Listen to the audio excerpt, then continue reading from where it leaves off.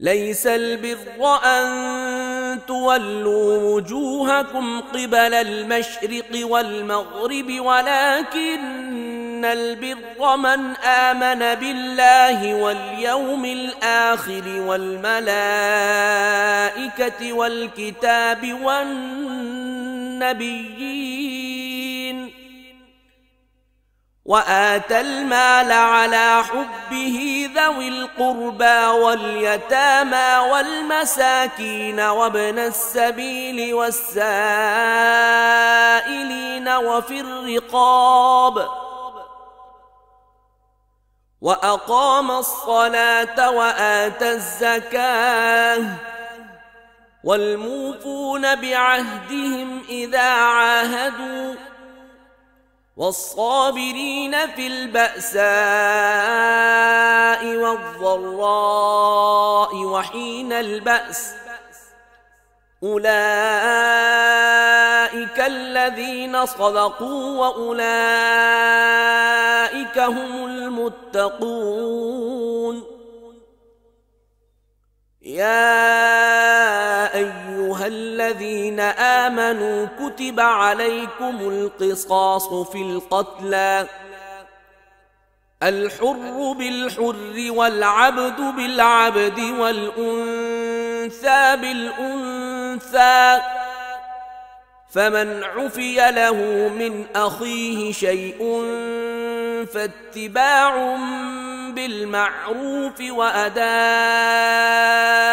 إليه بإحسان ذلك تخفيف من ربكم ورحمة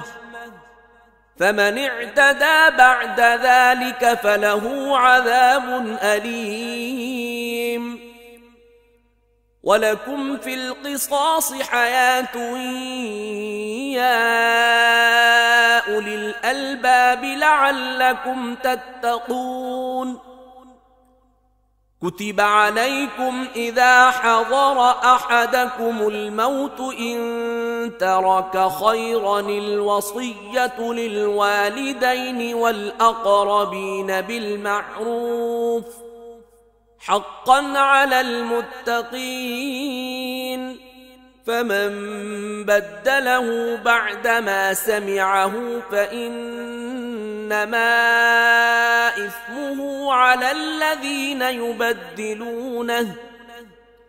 إن الله سميع عليم فمن خاف من موص جنفا أو إثما فأصلح بينهم فلا إثم عليه إن الله غفور رحيم